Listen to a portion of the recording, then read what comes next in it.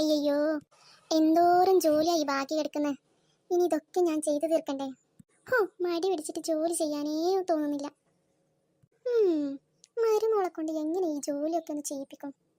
എന്തെങ്കിലും ഐഡിയ കിട്ടുമോന്ന് നോക്കട്ടെ. ഒരു ഐഡിയ ഉണ്ട്. മോളെ, എടി മോളെ സൂസു.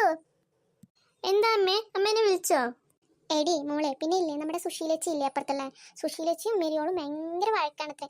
അപ്പോൾ ഞാൻ പോയിട്ട് അവരുടെ വഴക്കൊന്ന് തീർത്തു കൊടുത്തിട്ട് വരാം. ആ ശരി അമ്മേ. അപ്പോൾ ഇല്ലേ മോളെ, ഇവിടുത്തെ ജോലിയൊക്കെ ബാക്കി കിടപ്പല്ലേ. ഇനിയിപ്പോൾ ചോറും കറിയൊന്നും വെച്ചിട്ടില്ല. കുറച്ച് പാത്രമാണെങ്കിൽ കഴുകാനുണ്ട്.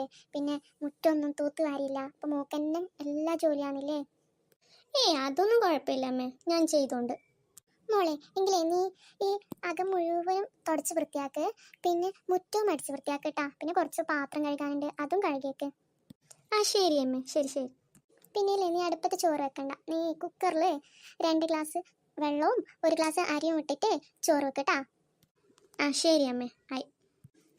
പാവം വിശ്വസിച്ചു. അമ്മ വല്ലതും പറഞ്ഞോ? ഇല്ല മോളെ, ഞാനൊന്നും പറഞ്ഞില്ല. ഞാൻ പോവാന്ന് പറയായിരുന്നു. ആ ശരി ശരി, ആയിക്കോട്ടെ. കുറേ സമയത്തിന് ശേഷം മോള് അടിച്ചും തുടച്ചും ഒക്കെ വൃത്തിയാക്കി വെച്ചിട്ടുണ്ട്.